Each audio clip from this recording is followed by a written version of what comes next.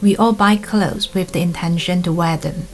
I don't think any of us would purchase a t-shirt thinking, wow, this would look really lovely sitting in my closet collecting dust.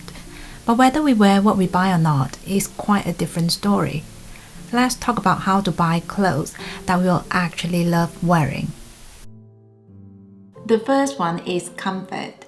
This might sound really obvious, but we sometimes overlook it because of the excitement of getting something new. I mean, when a new jumper looks incredibly fashionable, it might overshadow the fact that it feels a little bit itchy. However, as the dopamine wears off, comfort tends to take more and more priority, especially when the new jumper is no longer new and it has just become yet another thing in our wardrobe. This is why I pay a lot of attention to materials when buying my clothes, especially for pieces that will be in close contact with my skin.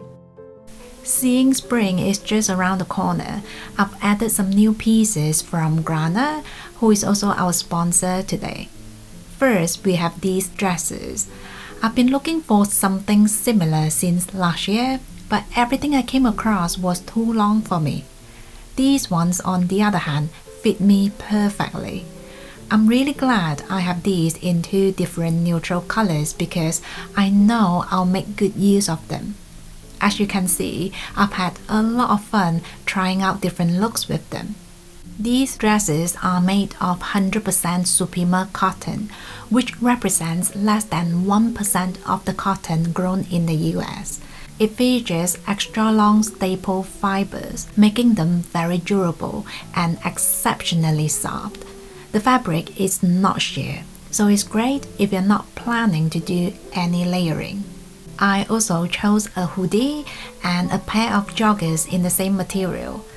I'm now spending more time at home, so I really appreciate loungewear that's both comfortable and cute. I got a matching pair of shorts to go with the hoodie as well. I think these will come in really handy, especially in late spring or summertime, because it can feel quite chilly in the early morning, but then it really warms up in the day. All Grana pieces feature very simple designs and good quality materials, so they are fantastic building block pieces for any wardrobe. They very kindly given me a discount code to share with you guys, and you'll get 30% off for all purchases.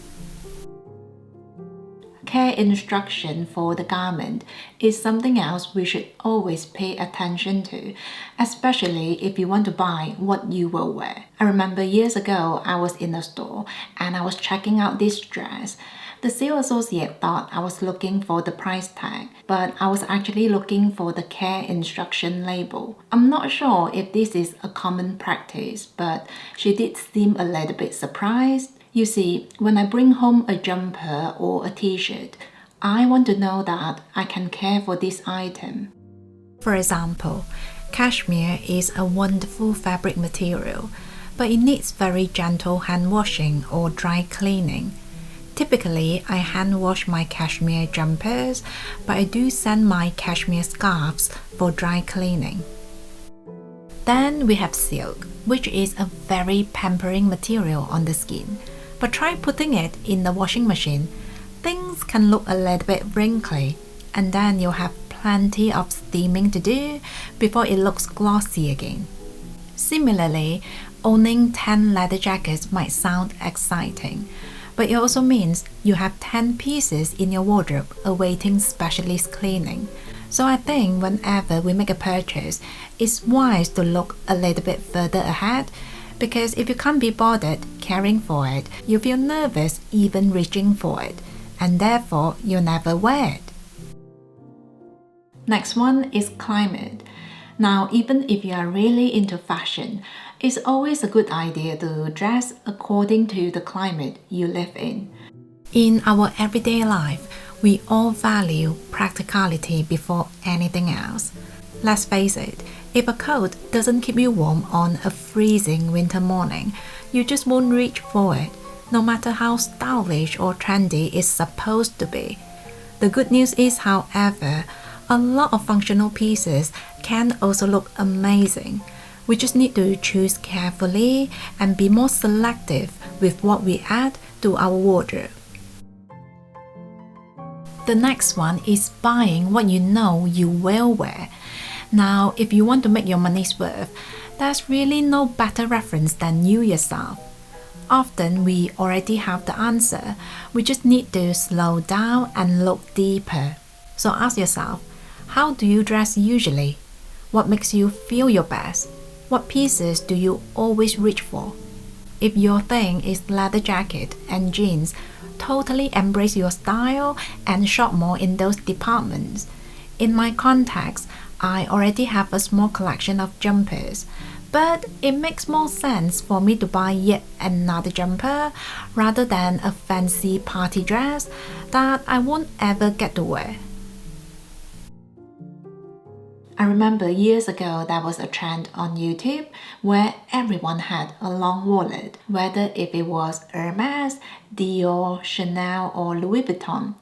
I used to think there was something wrong with me because I didn't have enough cards, photos or coupons to fill such a big wallet.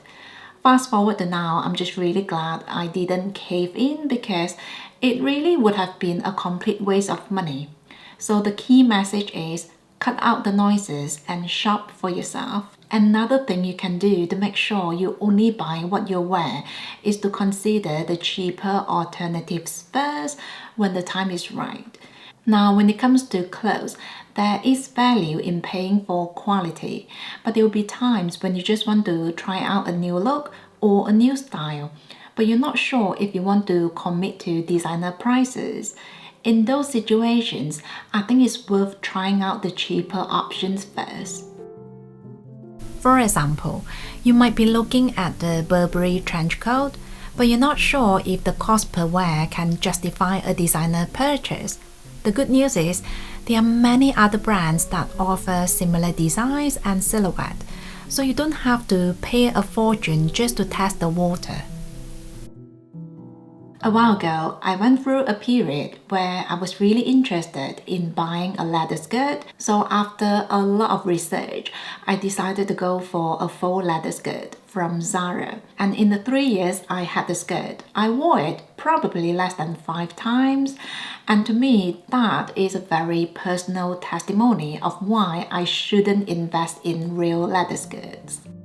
On the other hand, I've always really enjoyed scarves because I think they are great accessories for all seasons. When I was a student, I used to buy a lot of scarves from the high street brands. So when I started working, I decided to invest in better quality. I now have a small collection, but my favorites are the Hermes cashmere 140 by 140 shawls. The next one is to invest in your core wardrobe pieces first before shopping for your accessorizing elements. I'm referring to those building block pieces like the jeans you wear every day, simple tank tops, leggings, basic summer t-shirts, plain jumpers, and so on. When you have a solid and functional foundation, it's so much easier to expand your wardrobe in a way that will actually serve you. For example, I feel quite comfortable in my summer t-shirts and shorts, which are the basic elements. But when I add a hat or a bracelet, things look a little bit more elevated, and so I like my outfit even more. But it only works because I bought those accessories to complement my basic elements, not the other way around. So if you ever come across a handbag that makes you feel like you have to revamp your entire wardrobe, drop the bag and keep your existing closet. Next one is color.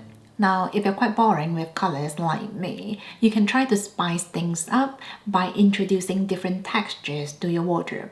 For example, I really enjoy a neutral palette, and I especially love the color black, but even this one single color can look so different on silk, cotton, cashmere, suede, leather, and you name it. Mixing different textures can therefore add a lot of depth to your outfits, even if your color selection is quite monotonous. The next one is something that works really well for me, and that is, if you're not sure, don't buy it, but if you are sure, buy multiple.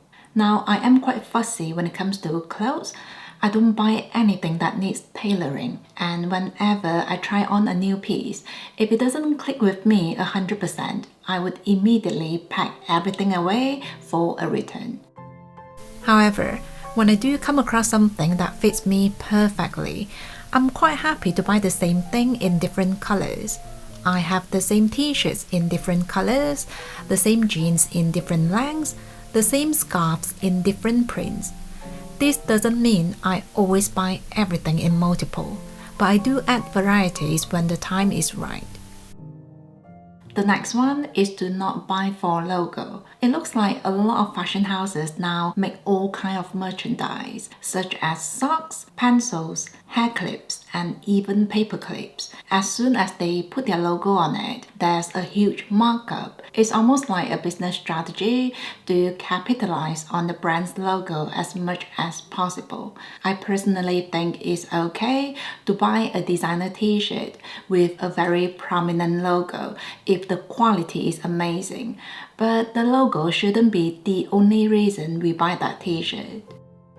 I've learned my lesson with my Balmain t-shirts. I'll be honest, I bought these partly because they screamed Balmain, but it turns out the quality isn't that impressive. So now I will always choose to invest my resources in better quality and material rather than buying a logo to try to impress people who don't actually care. And those are some of my thoughts about how to buy the clothes that we'll actually wear. I've always said it's more important to select the right pieces and have a small wardrobe rather than owning a massive one, but everything feels all over the place. If you have any other good suggestions, please share them down below. That's it from me today. Take care and I will see you soon.